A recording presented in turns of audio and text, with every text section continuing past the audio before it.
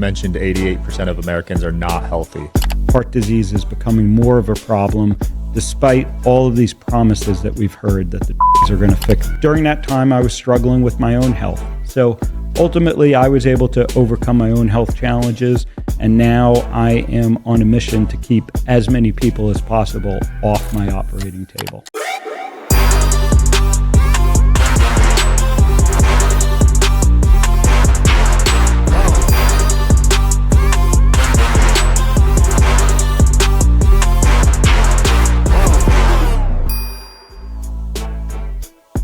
Welcome back to the show, guys. Digital Social Hour. I'm your host, Sean Kelly. Got with me a great guest for you guys today, Phil Ovadia.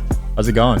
Great to be here with you, Sean. Absolutely. All is good. I love talking about health, so I can't wait to dive into the STEP stuff. Look forward to getting into it with you. Could you explain how you got involved with all this?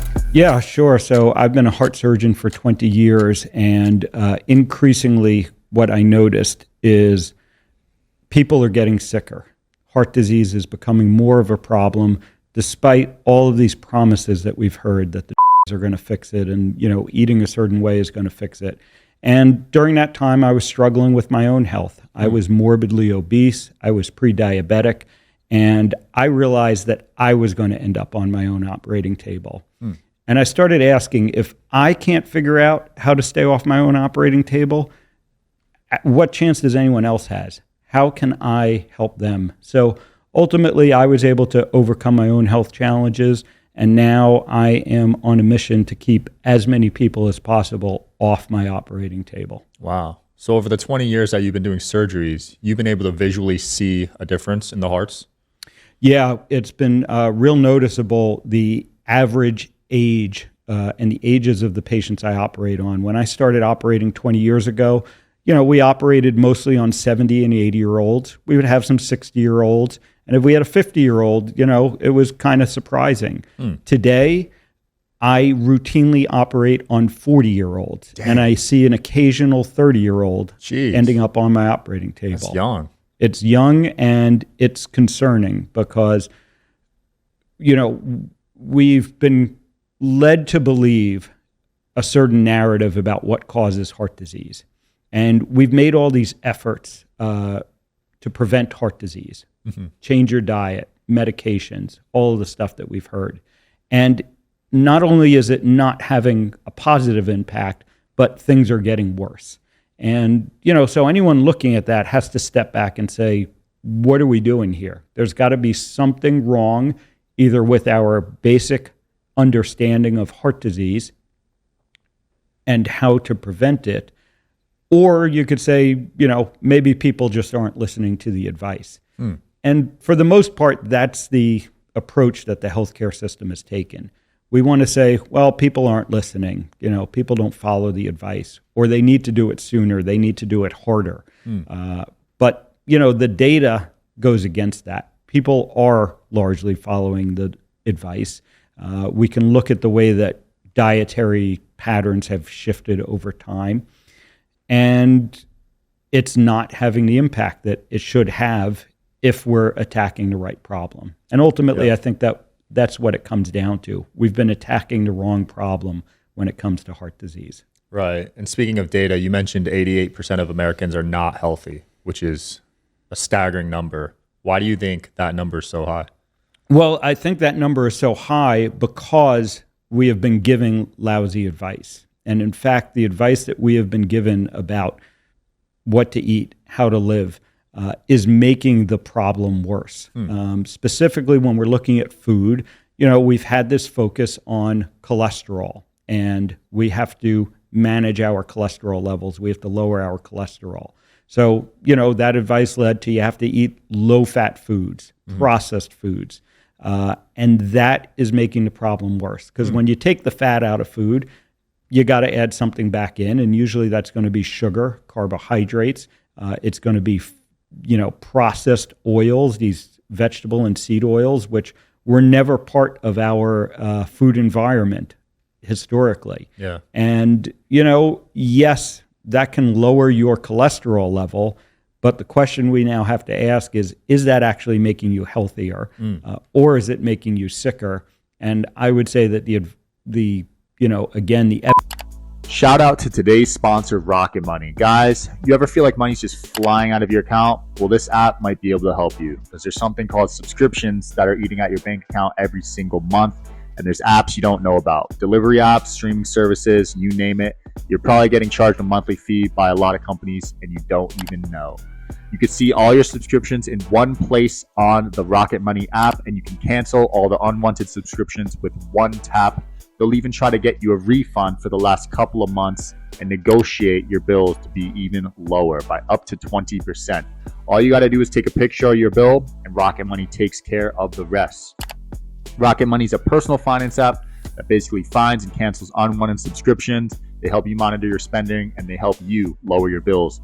Rocket Money has been a great experience for me personally. They've saved me money, hundreds of dollars on bills. They were able to go through all of my credit cards, all of my bank statements, see what I was paying for on a monthly basis. And I found a ton of stuff that I don't even use, honestly. I had an Xbox Game Pass that was being charged monthly.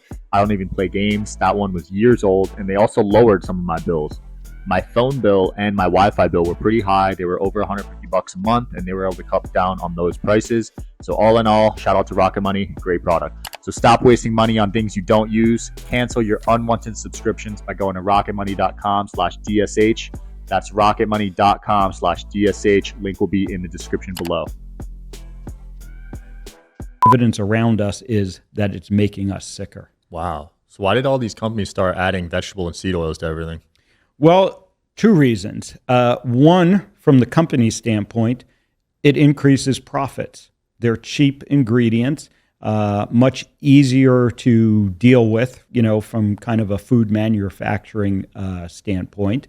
And there isn't a lot of profit in selling, real food to people. Meat, vegetables, those things don't make a lot of profits for food companies. The processed foods, the packaged foods do make a lot of profits. And then, and we can argue about which one of these came first, but, the messaging became that these processed foods, these low-fat foods are better for your health. And so that, the food industry will just tell you, well, we're following the science, we're following the data. We need to improve people's health by giving them these foods. And again, I sit back now and I say, well, okay, that was worth a try. We've been doing that for 50 years and we're not seeing any impact from it. So maybe we need to start asking different questions. We need to start, going back to these basic things, is cholesterol actually the primary driver of heart disease? And I would say it's not. Wow. So eating the yellow part of an egg is actually good for you. Yeah, eat the yolks, eat the red meat. And, everyone says, wait, you're a heart surgeon and you're telling people to eat red meat. And I'm here to tell you that red meat is not the problem, never was the problem. Wow. It's the other stuff that we've been eating with the red meat for all these years. Now, when you say red meat, you mean organic, right? Well, the quality of your meat is certainly going to matter. Organic, grass-fed, grass-finished, all these things matter some, but they don't matter as much as maybe we've been led to believe. Ultimately, I've seen people vastly change their health eating what may be considered low-quality red meat. But it's really more about what you eliminate. When you eliminate the processed food, when you eliminate these vegetable and seed oils, these highly refined, highly processed carbohydrates from your diet, that's going to be the benefits that you're going to see. And it turns out that red meat is the most nutrient-dense food that we can eat. Wow. It's the most ancestrally consistent food that we eat. And, again, it was villainized, but it never was the problem. Yeah, I remember that messaging in the media about how it was bad for you. And even I almost fell for that and started going vegetarian for a bit, Yeah, and many people have. And, again, when you look at vegetarian, you look at vegan diets, and you see the improvements that many people have on them, what I would point to is, they're eliminating the processed food largely. Maybe there's a lot of processed vegan food, but, if you really do stick to a whole food plant-based diet, that is eliminating processed food, you're going to see some improvements in that. Whether or not it's ultimately the ideal diet for humans, I would say that it's not. You can look at things like some of the essential nutrients that you can't get from plants that we can only get from animal products. Right. And of course, you can supplement your way around this, and some people do have success doing that. But again, I would point back to we have been eating meat as human beings for our entire existence. Yeah. And so it's really hard to believe that somehow in recent history, the past 150 years when we saw this heart disease epidemic come on, that it was a food that we've been eating for millions of years and not the other stuff that was more recently introduced to our food supply. Yeah. So we've talked about the importance of diet. What role does working out and cardio play in terms of overall heart health? Yeah, so I think that, activity is another important component of our health. And again, we've gotten the messaging that should be a primary way to improve our health. Mm-hmm. And I would say that if you're not eating correctly, that can be very difficult. The old adage that you can't out-exercise a bad diet is quite true. So we should be incorporating activity into our daily lives. It certainly helps you to improve your health, but you got to get what you're eating right first to really see the benefits from that. Yeah. So if you had to give it like a percentage breakdown, you'd say diet is more important, maybe like 80% and exercise is 20%. Yeah, I'd probably even go a little further. I would say diet is probably 90%. Wow. And then the other stuff, and I put activity into that. I put, getting good sleep, managing your stress. These are all other things that go into maintaining good health. But ultimately, I think diet is the major factor. Yeah. What about people that have a family history of heart issues, heart attacks? Do you think that's all preventable just with diet? I think it is largely preventable. It turns out that genetics aren't the only thing that get passed down in families. Habits get passed down as well. And, yes, there are some genetic influences of all of this. But what I tell people is we can't change our genetics. And genetics are going to define maybe the range that you as an individual can exist in. But paying attention to what you're eating and these other habits is always going to get you to the better end of that range, no matter what your genetics are. Yeah. And what about high blood pressure? I know a lot of people struggle with that. That's partially due to diet too, right? Yeah. So high blood pressure really should, for many people, is the first indicator of this underlying problem. And, our approach in the healthcare system is usually, don't worry about it. We got medications for it, and we'll keep your blood pressure under control with the medications. Right. And, that works. But over time, what we see is people need more and more medication, higher and higher doses, because the medication isn't changing what led to your blood pressure being high in the first place. Right. And what leads to your blood pressure being high in the first place at a root cause is the same thing that then leads to you developing diabetes, heart disease, Alzheimer's disease, many forms of cancer. They all have a common root cause. And if we address that root cause at its earliest signs, when you develop high blood pressure, that's going to give us the best chance of preventing the longer term problems, the things that ultimately lead people to my operating table. Wow. So it just sounds like even though you're a doctor in the US, you're not a fan of the Western medical system. Yeah, not at all. We really have a sick care system here in the U.S., in the Western world in general. This isn't only a U.S. problem, but we're so focused on taking care of sick people, and we've forgotten about how can we keep people from getting sick in the first place. And, the whole system is built around taking care of sick people. Your doctor is educated to take care of you when you're sick, figure out, why you're sick, and, what we can do about it, usually with medications, procedures, those types of things. Yeah. And we really need to step back at this point and say, why are 88% of the adults in the United States sick? Why is the average person at 50 years old in the United States on multiple medications? These are the things that we really need to start changing. Yeah, that's scary. I never want to rely on pills to live. It's a scary thing. What do you think the fix is? Like, do you think it's just the education behind it? Do you think there's some things we could start doing as a country? Yeah, I think it really starts with education. I think it starts with individual empowerment. One of the key parts of my messaging, the key things that I try and get people to understand is that you are in charge of your health. You can't outsource your health to your doctor, right, the government, the food industry, or the pharmaceutical industry. You need to be in charge of your health. You need to take charge. And like anything else in your life, if you want to improve it, you first have to understand it, and then you have to put a plan, and follow that plan. But I'm very big on empowering people to take back control of their health.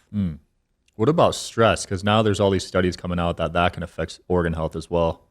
Yeah, like I mentioned, stress is definitely a big part of this. And, when I talk to people about stress, I'm always careful. We can't eliminate stress. Right. We have stressful lives. Stress is all around us in many, it shows up in many ways. But you got to figure out how to manage that stress. You got to have that outlet that is going to help you to sort of process it. And that's going to look different for people. Some people it's meditation. Some people it's religion. Some people it's just having a strong community of family and friends around you. Right. You just can't let it eat at you constantly. Yeah. And if you're constantly under stress, it's so fascinating, all the different ways that we're discovering how that affects your body. Yeah. All of the different hormones that it affects and biochemical pathways that it affects. And again, circling back to heart disease, clearly stress is a major factor in the development of heart disease. Wow. And we see people that basically the only thing that explains why they developed heart disease is stress, is severe stressors. So stress is a big part of this, and it's certainly, like I said, one of those pillars that I look at with people. Yeah, and you have a pretty stressful job, I'd say, as a heart surgeon. It's high pressure, high stress. I mean, how do you deal with that? There's probably some moments that still live with you to this day, right? Yeah, certainly. One of the things that really set me off on my mission, and it's the opening chapter in my book, is about an unfortunate young lady who I couldn't save. And so, I certainly carry that with me, but I think I've gotten better at not letting it eat away at me. For me, it's what fuels my mission, and so I've turned that into a positive, Nice. that we're going to use that to save so many other people. So she had a heart attack in her 30s? Yeah, she actually had a cardiac condition called an aortic dissection. It's when the blood vessel leading out from your heart tears. Wow. And ruptures. And it's related to high blood pressure. It's related to inflammation. And, when I really stepped back after that event and I thought about, all the times that she could have been saved before she got on my table, Right. When she was diagnosed with high blood pressure, when she was diagnosed with diabetes, if her doctors had spoken to her about the root causes and what she could have done, instead of just prescribing medications to her, her story would have ended differently. That's crazy to think about. So is this a worldwide issue or is it predominantly Western? Yeah, it is a worldwide issue. What you see in the patterns of heart disease is as processed foods spread throughout the world, and they're pretty ubiquitous now. Everywhere. You see, heart disease and the other chronic diseases that go along with it, diabetes, obesity, things like Alzheimer's disease, many forms of cancer. They all cluster together. And again, like we mentioned earlier, it's because they all share a common root cause. Yeah. So now as these studies come out about the harmful effects of seed oils, vegetable oils, at what point are the companies providing this responsible? You know what I mean? Yeah, that's a great question. And what I try and focus on is what can we as individuals do, and what we can do is we can opt to stop buying this food, stop consuming this food. And, ultimately that's probably the best way to get the companies to change, because they're going to respond to their bottom line. And when people are not buying this and not eating it, they'll change. But on the individual level, again, I'm not going to sit back and I'm not going to tell you to sit back and wait for the food company to change, to take all, they're not going to voluntarily one day say, we were wrong. We realize this is harming people. We're going to take it out of the food supply. Yeah. Now there's this argument on social media. I'd like to hear your response to it, that you need to have some money to eat healthy and you can't afford to eat healthy if you don't have the money. Do you think that's true at all? No, I don't think that's true. What I have seen working with people is that you can do this very economically. So we get into a lot of the nuance. People want to focus on, getting high quality meats in particular. And I've seen plenty of people improve their health eating, what most people would consider the low quality meat, the $3.99 a pound ground beef. And if you make that the staple of your diet, you can still get vast improvements. And there are some other things that people don't consider. For instance, when you're eating nutrient-dense food, which is what meat is, you're going to end up eating less often, and you're going to end up really eating less of it because you're not going to be hungry all the time. Right. So many people I know that are doing, carnivore-type diets, meat-heavy diets, they eat once a day. They eat twice a day. They're not eating the 6 to 8 times a day that the average American eats today. That's how many times people are eating? People consume calories. Here in the U.S., the average is that they consume calories, whether they're drinking it or eating it, 8 times a day. Damn. So do the math. If you're asleep for 8 hours, you're basically eating every 2 hours. Holy and that crap. reinforces these problems, because it's one thing to be eating, bad food once. And, your body will kind of recover from that on a hormonal level within maybe 4 to 6 hours. But if you're doing that every 2 hours, you never give your body that chance to recover. So, getting back to the economics of doing this, I find that people on these diets, on this way of eating, eat less often, waste less food. Think about, all the stuff that we buy that we end up, throwing away because it spoils or whatever. There's a lot less of that. And so it can be done economically. Nice. I tell people that, if whatever your budget or your lifestyle, only allows you to go eat fast food, on a frequent basis, well, you go to the fast food place and you order the burger patties without all the other stuff. Without the bread? Yeah, without the bread, without the toppings, certainly without the soda and the French fries. Yeah. And, that's going to be a economical way to eat. That's how I order at, what's that place called? In-N-Out? Yep. Yeah, In-N-Out. I get the animal style. There you go. No bun. Get a nice 4x4 animal style and you're good to go. Because I used to get the, what's that one secret menu item there? I forget. Yeah, so they have the protein. I get the protein style. So I used to get the animal style, but there's seed oils in it. Yeah, so I had to stop getting that. Now I just their get protein. Secret sauce you probably want to avoid. Not that I'm talking against In-N-Out here, but yeah, exactly. And I travel a lot. I actually travel around the country doing heart surgery these days, and so I'm in airports all the time, and my default is that's good fasting time.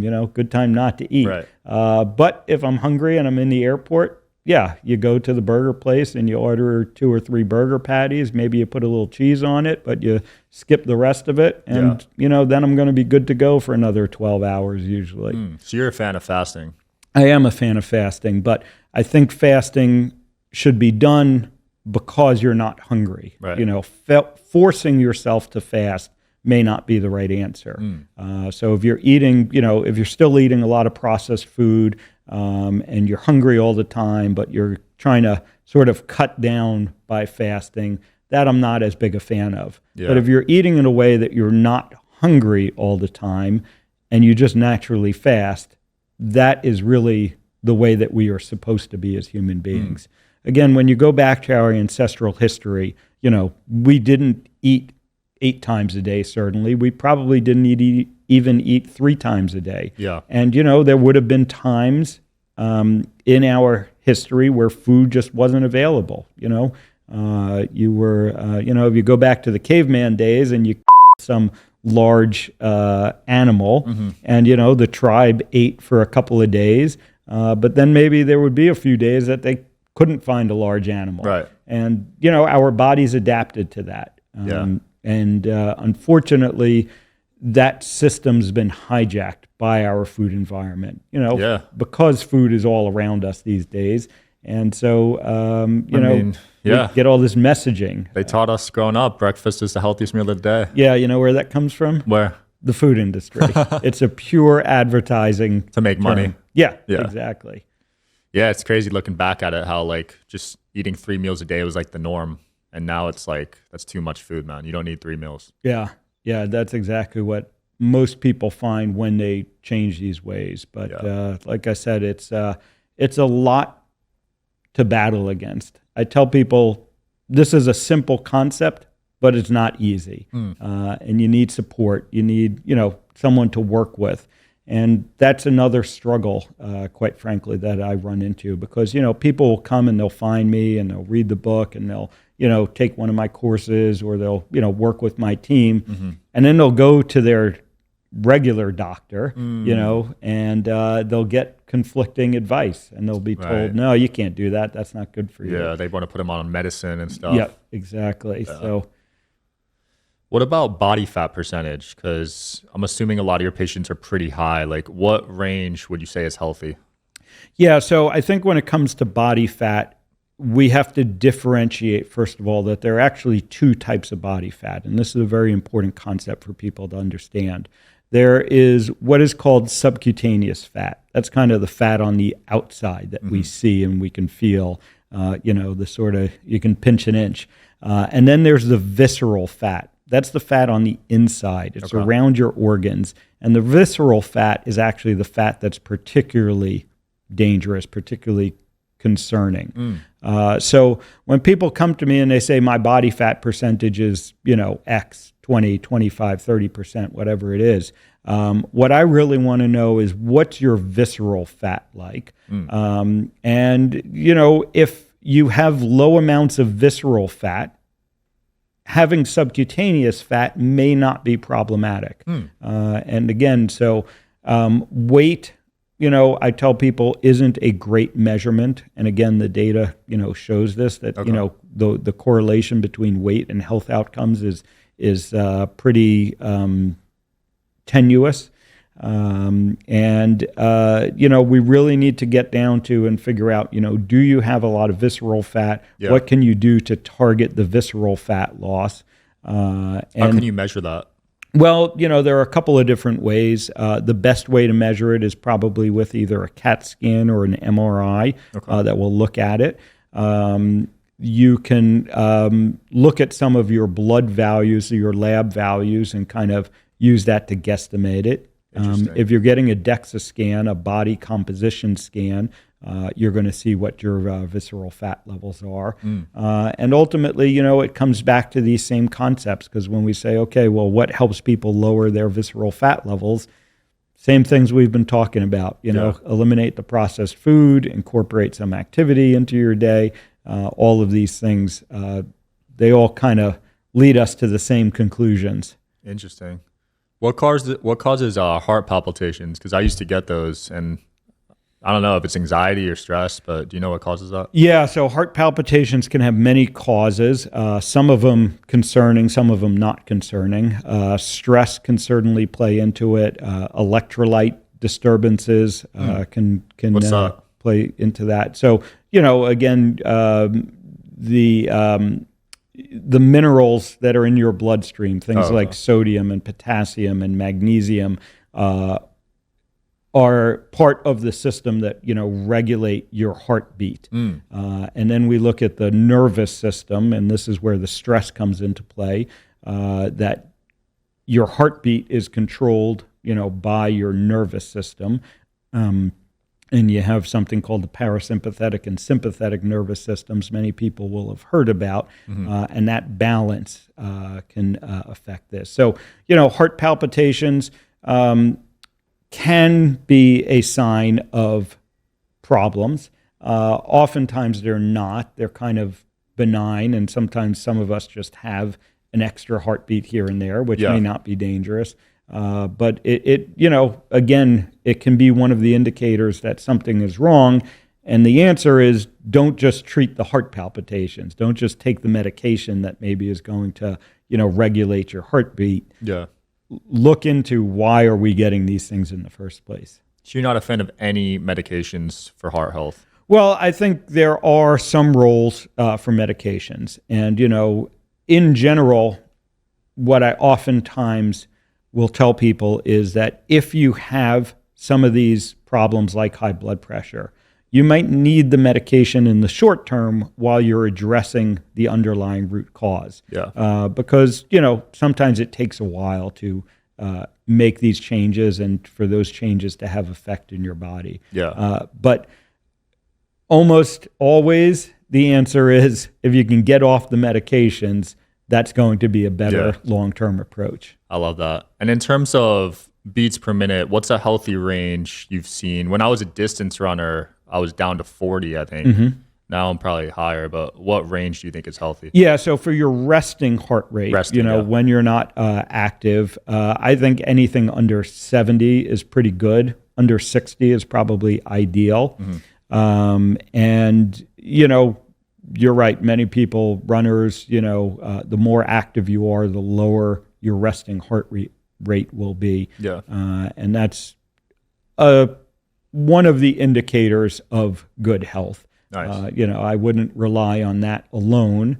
But I think it's one of the factors that we can look at. And you can achieve getting the number lower by doing cardio, right? Doing cardio can help. Again, balancing that autonomic nervous system, that parasympathetic and sympathetic nervous system, coming back to stress, eliminating inflammation, lowering inflammation is going to affect that as well. And inflammation, there's people with chronic inflammation, right? Just from diet and poor lifestyle. Is there a way to get rid of that? Yeah, change the diet and the lifestyle. Again, I mean, some doctors will tell you, okay, well, we have medications that take care of that. But again, the better way to take care of that is with changing your diet, changing your lifestyle, all the things that we've been talking about today. No, it's not permanent. I have seen people, who have reversed this after many, many years of problems. I work with patients in their 70s, in their 80s that are able to, get these improvements. I always tell people it's never too late to start. And in some cases, we're not going to be able to undo all of the damage that's been done, but we can always improve. Is it true when you have a heart attack once, you're more prone to get them again? Yes, you are. And again, I would tell people that that's probably due to failing to address that underlying root cause. So if we did a much better job of, when people come in with a heart attack, and we do whatever we need to do in the short term to treat that heart attack, we put a stent in, we do surgery, whatever it is, but then we focused on addressing the underlying root cause, I think that we would vastly reduce, the recurrence of heart attacks.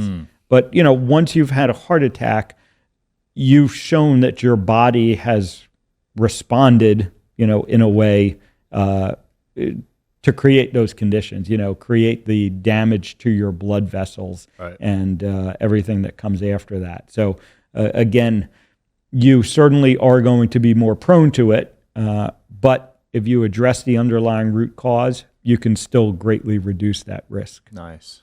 Talk to us about your book before we wrap up. Stay Off. Stay off my operating table. Yeah, sure thing. So, as you said, Stay Off My Operating Table, widely available, now bestseller, award winning. It's been out about 2 years, and it's really getting a great response, which is